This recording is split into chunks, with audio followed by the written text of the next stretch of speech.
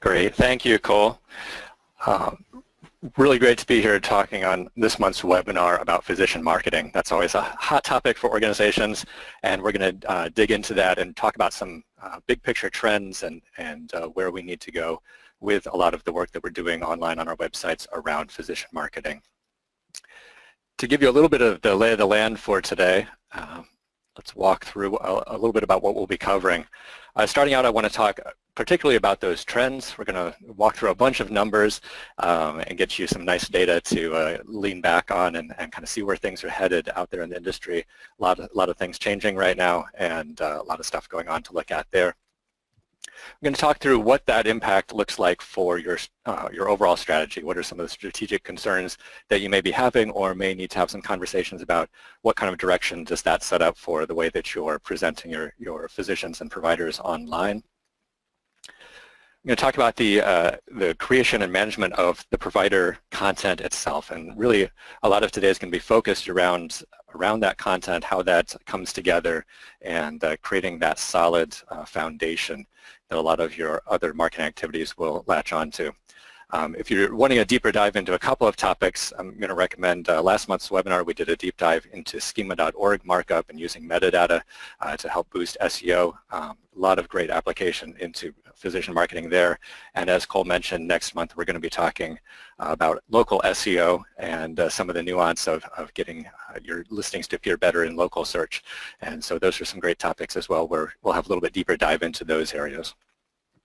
Overall goal today, really we just want to get people thinking, if this is something that's always out there and maybe back of mind for you, getting that to the front of your mind, thinking about taking action, assessing where you're at in light of a lot of the changes that are going on, and maybe get some ideas out there for where you can take a stab at starting to reinvigorate those efforts around your providers.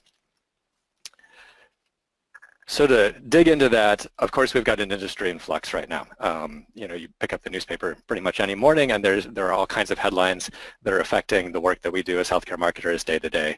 And really interesting time to be working in the space and seeing what's going on and trying to predict exactly what the impact of all of these decisions are going to be, both to the organizations that we work for, as well as the consumers and the individuals that are providing the care. All of those things coming together and shifting all of the time. The biggest trend that we have been hearing a lot about inside healthcare and inside the healthcare marketing space particularly is the change in consumer choice. So right now the stat is around 61% of all healthcare spending. There's some level of consumer choice involved. The numbers and the costs around out-of-pocket expenses have been rising steadily, quite rapidly for a number of years. Just the dollars that are out there that are more within the consumer's control, and the way that those decisions are being approached has shifted substantially. As consumers are out there and looking for, particularly for physicians, we see that about 84% of them will report that they view digital solutions being the most effective way to go about finding a doctor or a care provider. We know that as well, 77% of them, probably more these days, are using search and SEO. Plays a critical part in getting the visibility there for those folks that are out there searching before they go through with booking an appointment. We'll talk about as well, a lot of times we think about this as booking that initial appointment. There's a lot of layers that go into that consumer choice that are not only that initial, who should I go see right off the bat, but as we know, there's a lot of recommendations and referrals that are going on within the system, even when those are at play. One physician is referring a patient to another physician. A lot of times we think, oh, that's out of our hands as marketers, but there's a lot of consumer choice still showing up in order to follow through with that appointment, and having the information out there visible, searchable for them in that process is really critical. I want to remind everybody as well that kind of where we're at, and this is stats that are updated pretty much annually as of a year ago. Mobile and the way that it's playing out in this, 7 in 10 digital media minutes. So that is a ton of time that people are spending on their mobile devices. That's the thing that we carry around with us all over the place. Every time we have a question, we're typing that in or actually asking the device now what that answer to that question is. So something really to be top of mind just in general when we're thinking about web marketing, but particularly you know, as we're digging into physicians and how we present this information online, how we connect with potential patients. Just that reminder that mobile should be kind of the default that we're thinking about, and then looking back into desktop. So I thought this was some good information as we're thinking about healthcare consumerism and what patients and potential patients are thinking about and what is important to them. This was a study from Kaufman Hall where they asked, and I guess a little caveat here, they asked healthcare organizations sort of their internal view. So this isn't necessarily from the patient's point of view, it's asking the internal folks to provide that external patient or consumer view. But I think it highlights some of the disconnects that we see day to day and struggle with.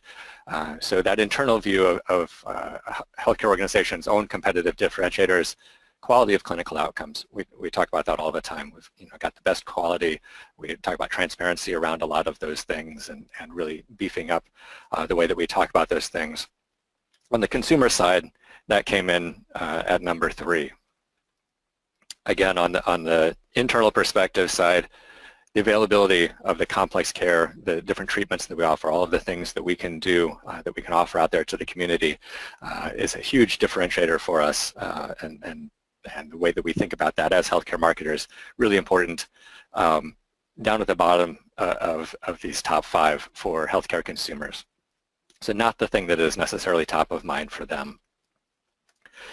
We talk a lot about accessibility of care. How can you get access to care providers? What are the different options and locations and platforms that you have access through? That here, we're not topping the list of what healthcare organizations are seeing as competitive differentiators, right there at the top for consumers of how easy is it going to be for me to have that appointment, to get seen, to connect with the care that I need. Another interesting flip-flop here, so on that internal perspective, geographic coverage, making sure that all of those different parts of our service area are covered. Something that we really look at from a strategic perspective, making sure that we've got physical locations where we need to have them. Doesn't show up on that consumer side at all, other than perhaps in the accessibility of care angle. What does show up over there, though, that doesn't show up on that internal perspective is value. Am I getting my money's worth out of the care that I'm getting? Something that consumers are concerned about. And then we see the consumer experience being maybe not in the top things that we see as differentiators internally. Obviously, that's pretty important for the consumer. They want to have a good experience with the organization and with the care that they're getting.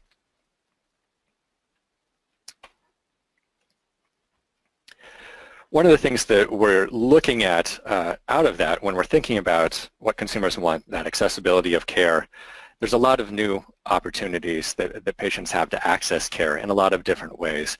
And so this is a number of stats. Again, Kaufman Hall gathered these and put together kind of a list here of different types of patient access and where healthcare organizations were at as far as availability of that access. And this is from a 2017 survey.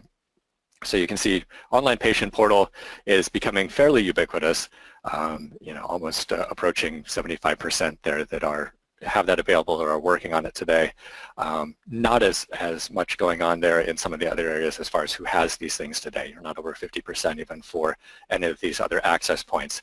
But you can see huge growth that people are looking at and talking about, whether that's same-day appointments, having some sort of messaging between patients and providers, all the way to just simply extended hours, having ability to do virtual visits. All of these things are on healthcare systems' radar screens, and they all affect the way that we are talking about our care providers and the options that patients have when they go to choose a care provider.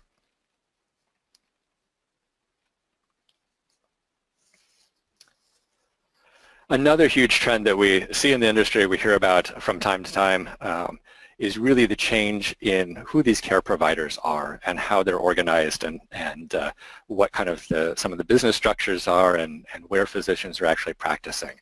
And so this is from the American Medical Association, their 2016 Physician Practice Benchmark Survey shows, if you compare back starting from 2012, 2014, 2016, as they've done this study, you can see right there graphically the drop, a steady drop there in physicians that are in solo practice, lower numbers for those even in a single specialty group, and rising numbers for those in larger multi-specialty groups or that are employed directly by the hospital. So some shifts there as far as, what does the day-to-day look like for a physician? What are the options out there for the healthcare consumer in the type of practice that they're engaging with? Similar sorts of trends that we're seeing in terms of practice size. So drop here in terms of those very small practices, lots of pressure on those practices that is kind of making that a real challenge for people to operate in that way. Dropping numbers even into the 5 to 10 range, but growth there we see in those 50% or those direct hospital employees. So definitely a shift there in terms of who are these physicians working for? What are the organizations? I'm sure everybody that's on the line has an example within their market of where this is affecting them and how they're having to think about their positioning for their own services and what the competition and the referral structures look like. One of the things that we often forget to talk about is the shift in other types of clinicians. And by that I mean those other folks that patients see day to day for some form of treatment. So that could be physician assistants, nurse practitioners, physical therapists. Thinking about these roles, they're really key to that patient experience. These are those touch points that are a lot of times more available, more frequently having those touch points. And a lot of times we're not thinking about including those in that physician directory or in our physician marketing approach. And probably a little bit of time to open up your mind and think about exactly how we're going to approach putting that information about those folks in front of patients. We see both ends of the spectrum going on today within provider directories and within provider marketing efforts. But this is from the Bureau of Labor Statistics, looking just at the expected job growth around those types of clinical roles. And you can see here, compared to overall occupations, growth across the board for these healthcare professions compared to just general occupations. But out of these, it's these other roles versus the physicians and surgeons that are seeing a much larger growth rate going into the future, and this extends out into 2024 as far as their predictions. So kind of a huge shift going on there, and something to think about as far as what that patient experience is, how we're communicating about those. Like I said, if I'm going to go have an appointment with somebody today, I very well may want to go look up and learn a little bit about who they are, and making sure that that information is out there to help connect that experience. So a lot of data points there. Hopefully some of that is useful to you, and kind of I hope it's a little bit eye-opening. That's, as I was gathering that together, really makes you think about how we're approaching things today, where they might be headed into the future, and exactly what's going on out there. So then you end up in this place of, where do I even start? Knowing that things are shifting, knowing maybe what's going on in my local market, where are we headed with things, and what do we need to do? And I want to lay out a few different angles to think about, basically three big things. The first here is to understand your physician strategy. And this is something, as an organization, really understanding where you are, what essentially your business model is within the ecosystem of providers in your market. And you're somewhere on this gradation between independent physicians, employed physicians, and trying to figure out exactly what that balance looks like is a really critical piece of the puzzle. The better you can understand that and have a plan and kind of be on the page across the organization around how you're expecting things to work out. Not necessarily something that's going to be set in stone, but learning about who you have available, who's on your staff, what kind of partnerships are in place, talking to physician relations staff, some of your physician leaders, and really understanding what's going on there, and bringing that to the table when you're thinking about that overall marketing strategy. That's going to help inform what some of those goals are and what you're trying to achieve with your marketing. The other area that I encourage people to look at is your overall brand strategy.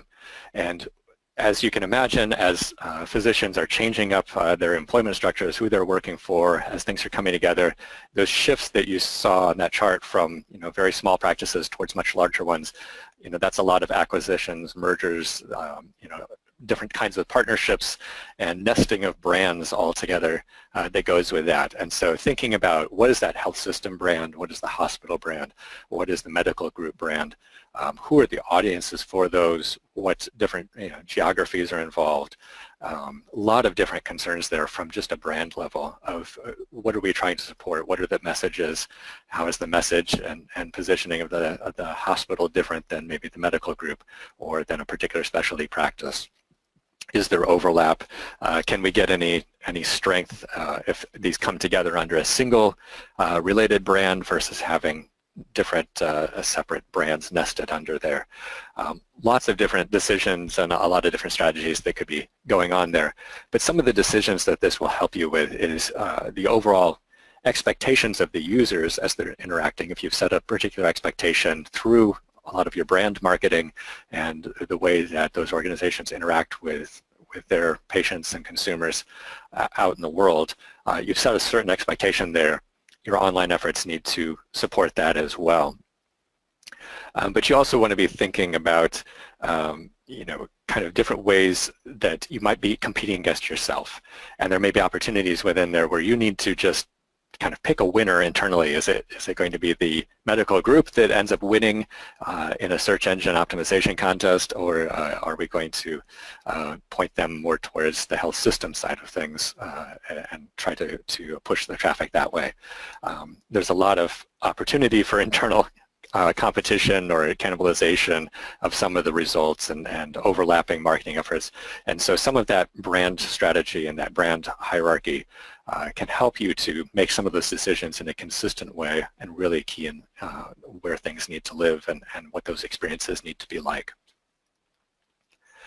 At the end of the day, the trick is to find a balance between all of these different areas. And so this is, I bring this up all the time, this is kind of the classic information architecture diagram, but it really is balancing out and understanding what those user needs are, what are the health consumers looking for as they're trying to make decisions, as they're trying to justify decisions that have already been made, and what is the content functionality we need to provide to help support that? How does that play in our particular business context? So understanding things like the physician strategy or the overall brand strategy and other business strategies as they come into play here, and figuring out what is that sweet spot in the middle where all these things overlap, and that's really where we want to be able to focus our time and energy. What we're trying to do here is really cut through the clutter. So I thought this image just really summed up what you end up seeing is different physicians and providers affiliated with different groups, just a confusing mashup of things that even from from the patient's perspective, it's just a lot to take in and understand who is connected to whom and how all of these things work. The more that we can cut through that, make it simple, and address the needs of the consumers, the better we're going to end up doing. So how do we actually do that? We're going to talk now a little bit about the content that is at the core of this experience, and this we're going to spend a bit of time today really thinking about what is that hub for your overall marketing efforts. And we really see that in your physician directory, the provider directory, and thinking about those physician profiles and all of the different roads into those that you're putting out there, from everything from social media to search optimization to different cross-promotion or email marketing that you're doing. All of that ends up leading typically to this content that is a core piece of the overall web experience. And we know just from the data that we benchmark across our clients, this is a huge piece of that overall experience. Commonly we see things like 25% of overall page views being into physician profiles and into the provider directory portions of the site. 20% of overall traffic may be leading into those areas of the site. This tends to be a huge area for search of people looking for particular physicians or particular specialties or types of care in a certain area. So this can have a huge, there's not a lot of parts of your site that are going to have, a 25% or a 20% impact on the overall success of the site. So something to be really cognizant of. So another little comparison here. thinking about what healthcare consumers are looking for in terms of a physician, what is important to them here outside of just kind of those things around access and availability. What makes a really good quality provider? So as we're thinking about describing these folks on the site, what is it that consumers are going to be looking for, and trying to understand if they're going to match what they want, what their desires out of that healthcare provider relationship. The highest ranking factor on this side is that they listen, they're attentive. Second to that is that you actually get an accurate diagnosis, that they're a competent provider. So a little bit of a swap there, something very similar to what we saw in that first chart around clinical outcomes being, much more important for that internal perspective, maybe for that physician perspective, versus the consumer that puts kind of their own experience higher on the list. Are they caring? What is their bedside manner? What does the relationship look like? And then are they knowledgeable? On the flip side, when asked to describe a poor quality doctor or a bad relationship, this is sort of the opposite. So somebody who doesn't listen, who is inattentive, doesn't spend time. And this is something we see come up a lot of times when we're looking at physician reviews and the comments that are in there. A lot of that is around, did they feel heard? Did they get the time that they needed with the physician? Those comments come up in the negative sense quite often. Misdiagnosis, obviously, is going to be a poor quality doctor there. But even, are they accessible? Can you book time with them? If I have to wait 6 months to get an appointment with that physician, is that really meeting my needs? And then just overall bad personality traits, again, speaking to that relationship that patients want to have with their provider. So let's think a little bit about the process that a consumer goes through when they're evaluating a provider. So we know some of those criteria that they're looking for, the kind of relationship that they want to have, how they're judging that relationship with the provider. What are they looking for when they actually are out there searching? And we've divided this into two kinds of concepts. The first we call qualification criteria. This is pretty much pass-fail. Are these even contenders as a possibility for what I'm looking at? Do they accept my insurance? Are they close enough that I'm willing to get to them for this particular need? Are they even accepting new patients? And can they treat the thing that I need treated? Those kinds of things that are a little bit more black and white. It's going to put somebody in or out of that list. On the other side, there's a more nuanced kind of grayscale version of this where you're going to start to rank the providers that you're looking at based on more qualitative sense around, are they likable? Are they trustworthy? Do other people trust them? Is there evidence around that? Are they good at their job? Can I tell that in some way? And what is that convenience factor? Am I willing to drive half an hour for this, or 20 minutes, or 2 hours? A lot of different versions in that. And one of the things that we really know out of that as well is this sense, and a lot of the qualitative areas really depend on what that particular need is at a particular point in time. And so the priority of those can flip a little bit based on exactly what's happening in that patient's world or in that healthcare consumer's life where they are trying to make a decision. So there's some recent research from Healthgrades and Health Management Academy that shows that patients kind of triage their criteria a little bit. And so if you've got a very severe, urgent type of need, that is more of a day-to-day type issue, they may select for convenience. So I'm going to go to the urgent care down the street. I don't really care who I see because I'm pretty sure I've just got the flu or I've got a cough. My kid has an ear infection. I know pretty much what's going on. If it's that more mysterious, high-stakes type of concern, they're more willing to look for that expert and take a little bit of time to find them, wait to get in for that appointment, drive further, things like that. And so we kind of know this intuitively, but there's definitely research out there backing that up as well. All of these things come together as a little different bits of information that we want to make sure are there when we're putting out the provider profiles and thinking about how we are positioning our providers out there in the market. So with that, we recently put up a blog post around writing powerful provider profiles, and Celine is one of our content strategists that authored this article and has written tons and tons of provider profiles, so definitely knows what she's talking about there. Really the focus here is creating a narrative around that provider.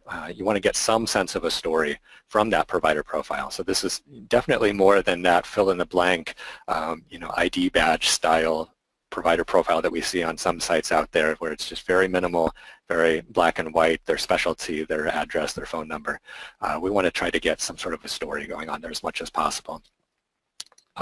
The reason we do that, really cut and put that human face on the professional, show how they're committed to their work, help to start that relationship. And like I keep coming back to, this could be, them picking up the phone to make that initial appointment with a primary care provider. It could be them vetting the specialist that they've just been referred to. And so in either case, there is an opportunity there to really start that relationship off on the right foot. As always, we want to make sure that we're using our best practices for web writing, keep it user-focused, keep the wording simple and straightforward, and make sure that there's some sort of action to be taken and it's easy to understand what that is. As you're doing that, Celine had a few tips for interviewing, some different areas to look at, asking around what's their approach to care, trying to understand and really characterize what that approach to care looks like in a way that can be understood by that potential patient. Understanding why they're in medicine, what was their motivation, can really help patients to get a better picture of who this person is and what they care about and how they're going to approach care. What they find rewarding from a similar point of view of what's going on inside their head and how do they view me as a patient. What to expect is always very useful information. It's pretty nerve-wracking to walk into a new physician's office and not know the lay of the land or what's going to go on. Anything that can kind of allay those fears is always helpful. And then that human element as well. What do they do in their free time? And a lot of times I think inside healthcare marketing we joke about this a little bit of the walks on the beach and the time with their dog. But that can be really important when you're really trying to understand who this person is and start to make those threads of a connection. That can really make the difference of saying, this is a dog person. I have something I can start that conversation with, and makes me feel a little bit less apprehensive going into that appointment. So how does that all come together? So here we have on the right-hand side a physician profile and a lot of these things going on. So listed out some of the patient's needs here, and within this profile, most or all of these things have been addressed. So we've got an area talking about the conditions they treat. We've got the expertise called out here as well. We have a number of different things addressing their likability. So, he's a UCLA Bruins fan. That's something that I can connect with when I go in for that appointment. We've got some endorsements. We've got the ratings and reviews and convenience information showing up of where exactly they're practicing at. How easy is that for me to get to? That endorsement around the ratings and reviews really helps to say, okay, we've got 306 reviews with a 4.8 out of 5. Rating. That's definitely a lot of people standing up for this position as being somebody that's great to work with. And they're accessible as well. So there's ability to make an appointment online, so making that really easy, as well as calling a phone number and doing that scheduling as well. So a lot of things going on there, kind of checking off those boxes. This is kind of how that all comes together into it's not a lengthy profile, but it's a very straightforward profile that really begins to tell that story and make this person be a little bit more than a name and a specialty in a list. Thinking beyond this level of physician bio, there's a lot going on out there, and we've got a number of clients across the country trying a lot of different approaches. So I'd really encourage you, just like you would take a content marketing approach elsewhere, to think about some of those different content formats and how those things, maybe things that you're doing today, could be connected back into the physician profiles. So we have everything here kind of left to right across the bottom, everything from blog posts to patient testimonials to podcasting and videos that go a little bit beyond that typical physician intro, talking head kind of thing, into some particular questions or a particular understanding of common procedures that physician performs. So lots of different ways to move beyond just the written word and think about what is the right content format for the message, for the feeling that I'm trying to convey. You know, a podcast can do a totally different thing than a video that's a totally different thing than one of those patient stories. So having a mix of those that really is sustainable for you as an organization, fits with your brand messages that you're trying to convey, and helps your providers to reach out beyond, like I said, those kind of checkbox name, specialty, address sorts of things, and start to really be a human being that a patient can connect with. One of the areas that we've seen huge growth and a lot of conversation around in the last few years is ratings and reviews. And so we're going to dive into what's kind of where we're at with that today and talk about that just a little bit, because it is definitely still on people's radar chart. And this is, you know, going back again to that idea that there's definitely information that patients are using before making a decision about which provider to see. But ratings and reviews is also one of those things that they're looking at after referral, or if they're evaluating the current physician, you may be thinking about making a switch. This is something that can help to tip the balance, you know, for or against them. You know, for you, it can be a real competitive advantage to have those solid internally based, survey-based rankings for your physicians versus a competitor that maybe is the only rankings out there, or those Healthgrades or Vitals rankings that maybe not as many and not as good as scores out there. So something to look at, really understand where you stand in terms of that competitive environment, and think about that not only for attracting new patients, but also retaining the patients that you have. As we were headed into 2017, we did an industry survey here at Genmetric and asked the question around features and functionality, and particularly around provider ratings and reviews. And so based on the feedback from that, we have this sort of adoption curve out there that's pretty typical in any kind of new technology. There's some people early on that are innovators and start to push things out there, and then, you know, things kind of trend through those early adopters, the people that, you know, go out and buy that very first Apple Watch, through that early and later majority and to the laggards. And if we map what we were seeing from our survey onto this, at the time of the survey, we found that about 17% of respondents had physician ratings and reviews already in place. And so we were definitely in that early adopter stage, where it was still the very earliest folks that were out there doing this, had not kind of reached that full groundswell of activity in the space. But when we asked how many plan to have physician ratings and reviews by the end of 2018, we found that an additional 43% plan to actually have that functionality. So if that comes to fruition and everybody is successful in achieving that, by the end of the year, we would be kind of over the hill there into that late maturity stage. So if this is not something that's on your radar screen at this point, definitely expect that others in your area are tackling that challenge, and really give some thought to where you need to be with that. Some reasons to be doing that, or some things to think about. First off, SEO and a lot of the engagement on the provider profiles. We've just seen fantastic results as far as rank improvements and competitiveness in those search results with a lot of the other provider review sites that are out there. We've seen huge boosts in organic traffic and increased appointment requests to those providers based on having those star ratings out there. Why does this happen? You can see in this example there's 179 reviews on the healthcare system's own page versus maybe 14 on Healthgrades and fewer on some of the other platforms. And so that large quantity of reviews is a really helpful thing. Google really likes to see those more robust reviews. Users really like to see that there's, you know, more than 100 people reviewing this, almost 200 people reviewed this physician. I'm going to trust that maybe a little bit more than I would 3 or 4 people. It really expands the page content. That can be helpful for getting deeper content, deeper types of keywords available within that page. And obviously, you're looking at this list, that's a much more clickable listing that's going to attract your attention there. At this point, Google still has these bright yellow stars showing up. You know, we always say that could change at any moment. We don't really know exactly what Google has planned next, but they're always testing new things. But at this stage, that bright splash of yellow is really helpful in attracting the eye, getting the clicks through. And if people are clicking through, engaging with that content, that can be a ranking signal as well. It's kind of a virtuous cycle there of getting, attracting users and meeting their needs that can help you to continually improve that rank.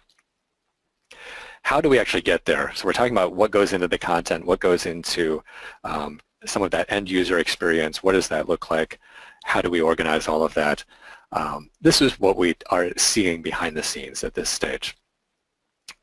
Really, folks are moving towards wanting to have a singular source of data for physician marketing that is comprised out of a number of different systems. There may be a couple of different things that are feeding into that, but there's a lot more need around the marketing information than what a credentialing system or a scheduling system, an EMR, those types of systems tend to manage about a physician. They definitely have some really good information. Do they still have privileges at the hospital? If that changes, we want to make sure that we're updating things in a timely manner. If somebody is no longer employed, that they are removed from the system. But they're not really designed to store a lot more than some of that basic level information. So what we're typically seeing is that information being pulled together, sent through a lot of processes because it's not very clean data in the sense of the way that we want to be able to present that on the web and connect some of the dots for the user to give them additional information about maybe a clinic location, for instance.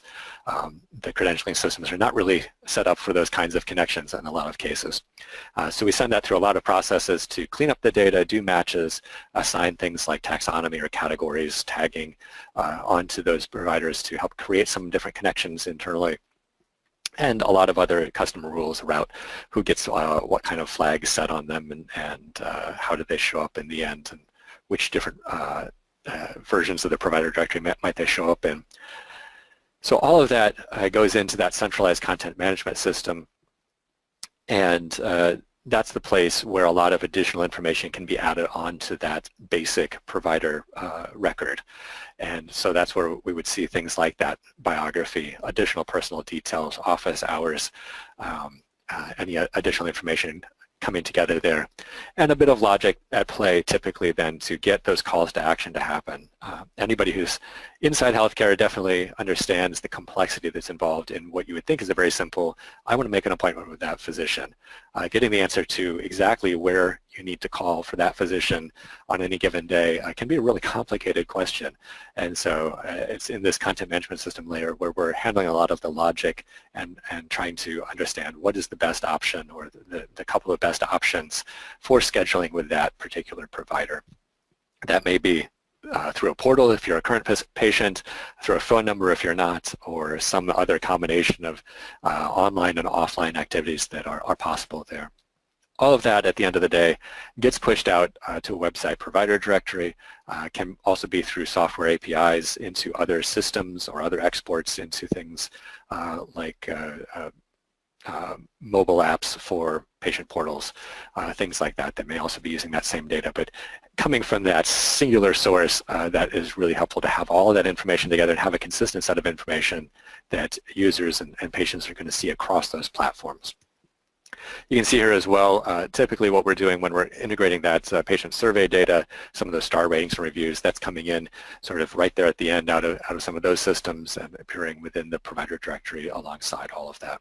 So a lot of things going on there. This is probably a little bit technical, but it's always good to see how are other people solving this problem? What exactly is going on behind the scenes in order to make this experience happen?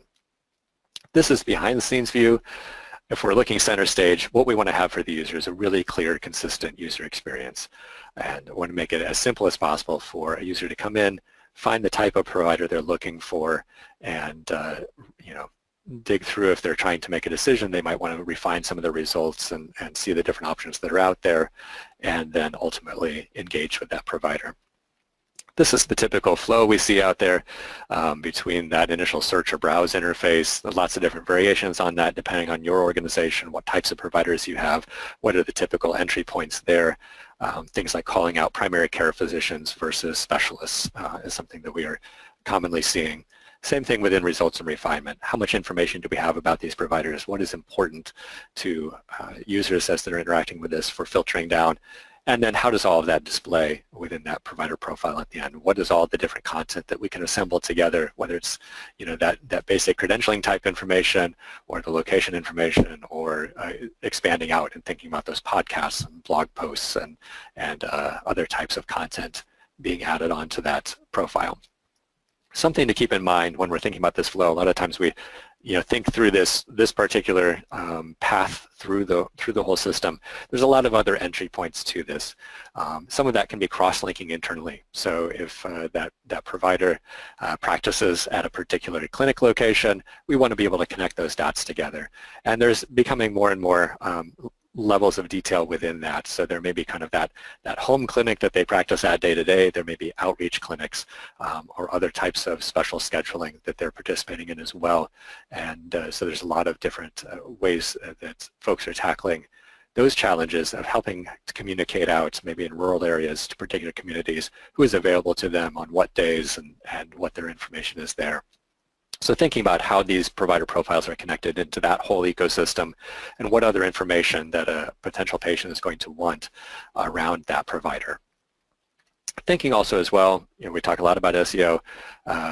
People are landing on these pages straight from Google, making sure that when you're on that provider profile or wherever you're seeing a lot of that traffic land in this process, that there is enough context to make sense out of what you're seeing. So the worst thing is for a user to end up kind of in the middle of your site, lost in this sea of information and not understand the overall navigation, where they're at in the system, or really even what they're looking at. That's just not going to work well, and is going to have negative impacts all over the place.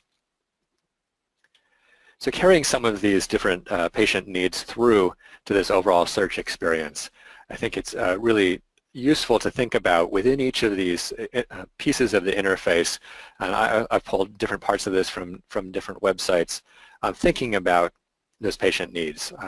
Are we talking about the conditions, the expertise, all of these kinds of things? So in this search interface, you can see, we've got that mapping of conditions or expertise to specialty. We're seeing some folks go more the direction of mapping actual conditions in. The easiest thing for a lot of groups is really to focus on that board certified specialty level or something close to that. But usually somewhere in the middle is at least achievable. Ideally, the closer you can get that to the patient's own language is really helpful.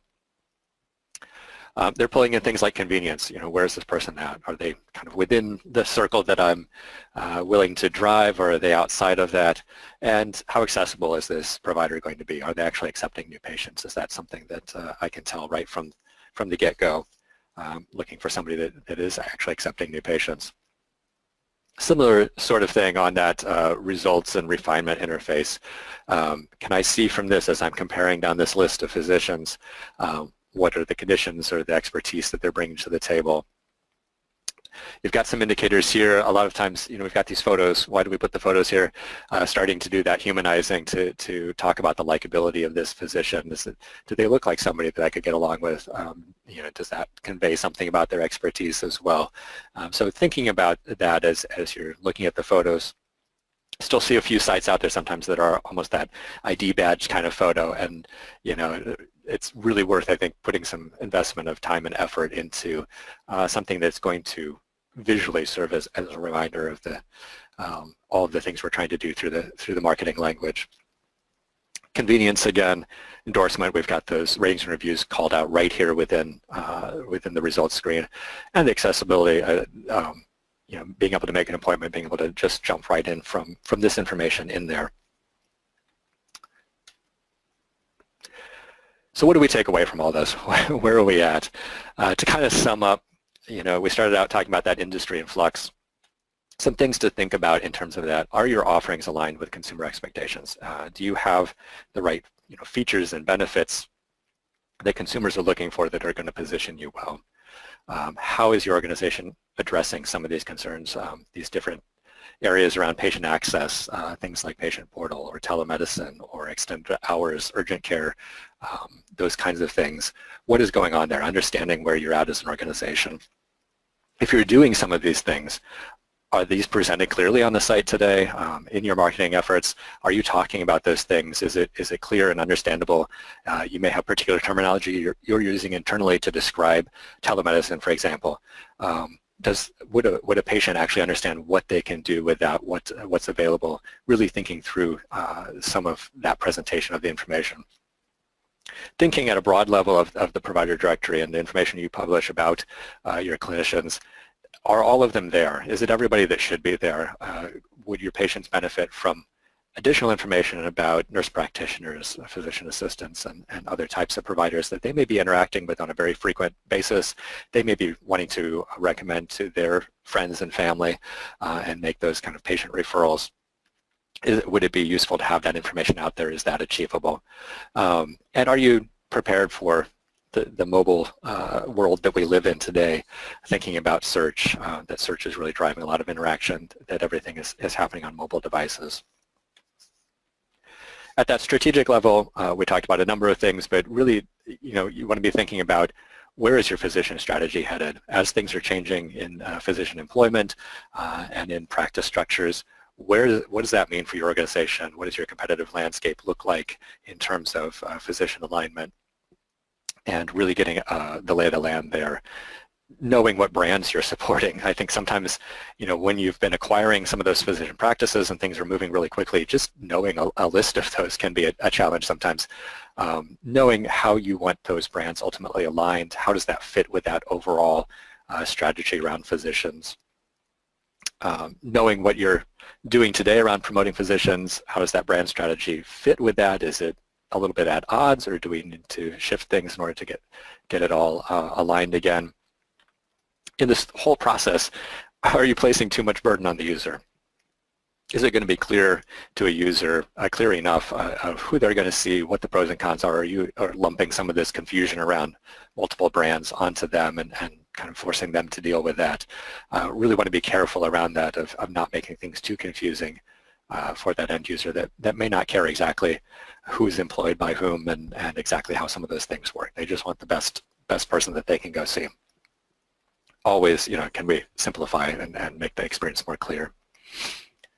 On the content side, are you ready as an organization to move beyond the physician bio? Is there other content that you're already creating, anything that you want to connect into those providers that can be additional information from that provider's perspective, things related to them personally, things related to common procedures or services that they offer that can really help to flesh out that profile into something a little bit more than the one paragraph biography. Is it time for your organization for ratings and reviews? If you're not there yet, is now the moment to start thinking about that and push forward with those efforts? Have you considered that entire experience, everything from search to profile, coming in from different directions, connecting to the rest of your online ecosystem, and looked at each of those steps, as I kind of laid out, making sure that those things that healthcare consumers are looking for that are their key decision-making criteria, that there's something there that is supporting each of those different areas, and is it the best thing that you can put out there? Is this the thing that is going to tell me the most about the likability of this physician or their accessibility or convenience factors? Is there a message there at all? Is it the best message we can have? And then lastly, do you have the systems and processes in place? As you're thinking about, taking all this out and hitting the ground running, are you hung up on just not having the technology in place, the internal processes or people even in place that will make this simple and sustainable? Because this is an ongoing maintenance aspect of your overall marketing efforts. The smoother you can make that transition and make that process happen, the better. So with that, I'm going to turn to a few questions here and see if I can pop up my question window. Thanks, David. I think the first one that we got was from Vicky, and she had a question about wondering about how hospitals and clinics are asking for ratings for the physicians or providers, and are they relying strictly on what exists on the web, or do clinics and et cetera ask their patients directly? Yeah, absolutely. So what we're seeing predominantly right now is that the different organizations are using existing patient satisfaction surveys to fill that need. And so there's a little bit of shift that may need to be done in your legal language, depending on who your provider is for those surveys, or if you're doing those in-house, just to make sure that you've got the permission to use that feedback from those surveys in this more public manner. But that's what we're seeing by and large, is a lot of organizations have those processes already in place. You're very likely already tracking metrics against those, so your providers are aware of where they stand in those ratings today.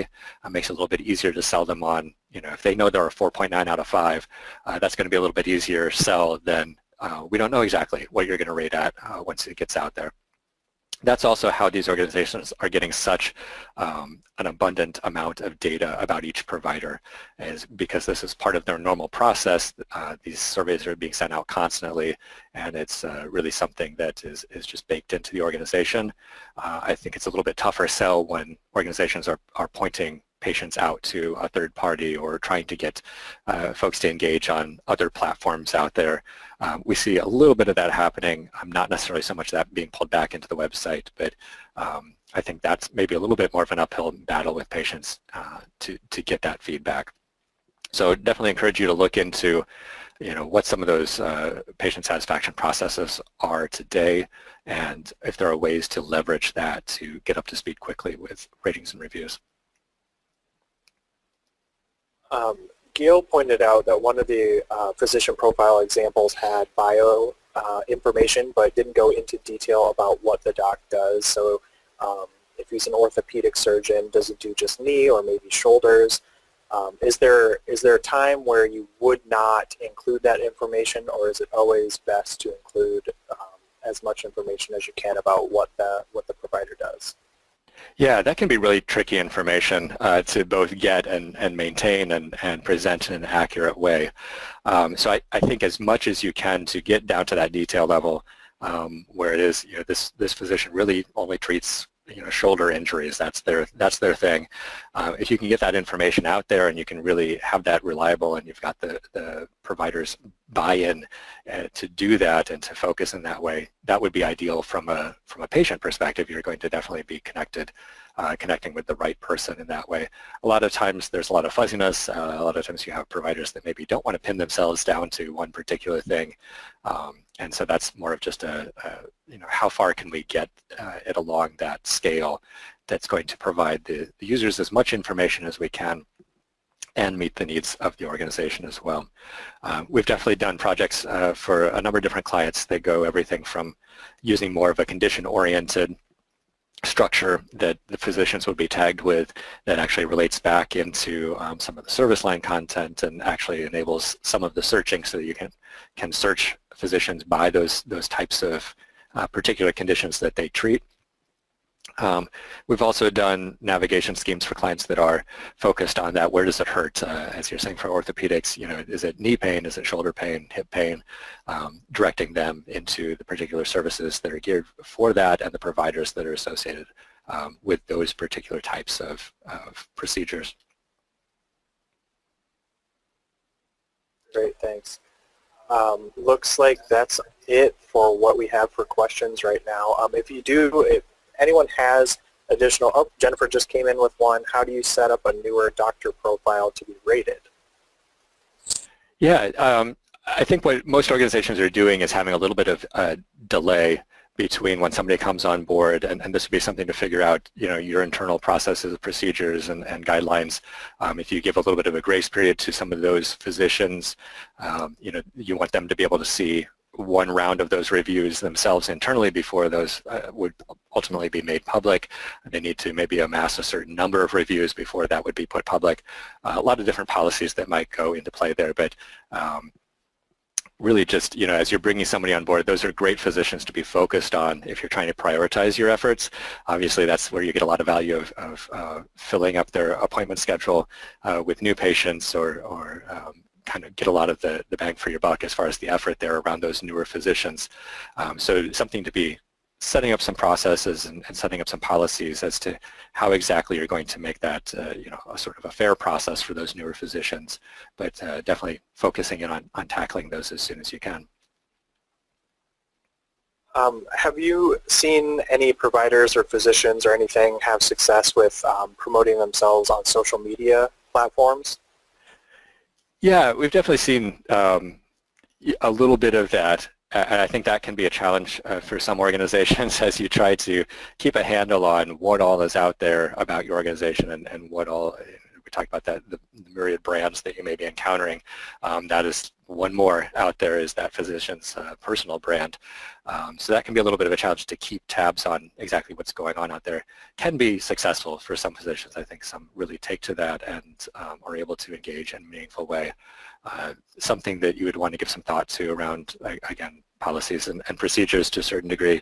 Most healthcare organizations have some pretty robust social media policies that would theoretically apply to situations like that. But if it's something that they can do authentically and consistently and is aligned with what you're trying to do, I'd say it's a really great way for patients to have a different kind of connection with those providers and to really, it's definitely a humanizing way to interact with a provider. All right, and then we'll take one last question from Susan. She is wondering about our platform and if there's a certain patient satisfaction measurement tool that needs to be used, or are you vendor agnostic? I like that phrase. Yeah. So our content management system, VitalSite, has a full provider directory built into it, and we've used that platform to integrate physician ratings and reviews from a number of different providers. Press Ganey and NRC are two of the big ones that we've worked with. There's a number of different ways to tackle that problem. As I've talked with clients about that, it's less of a technical problem. There's a lot more, as we've been talking about, the policies, procedures, and how exactly you make all of the buy-in for the process happen. From a technical perspective, there's a number of ways to approach that.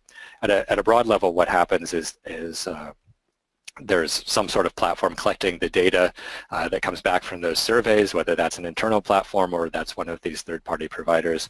And then at some level, there needs to be a review mechanism in there between that and your website. Most of those bigger platforms, the Press Ganey and NRC, have some form of that platform built in so that you can go into their tool, decide which comments and which ratings maybe should be suppressed for different policies that you may have in place around what's appropriate or good to put out there. We always encourage you to be as transparent in those policies as possible, and generally having bad reviews is not necessarily a bad thing out there. It's more around patient privacy concerns or just general appropriateness that you may not put something out there. Having review processes in place is usually a piece of that as well.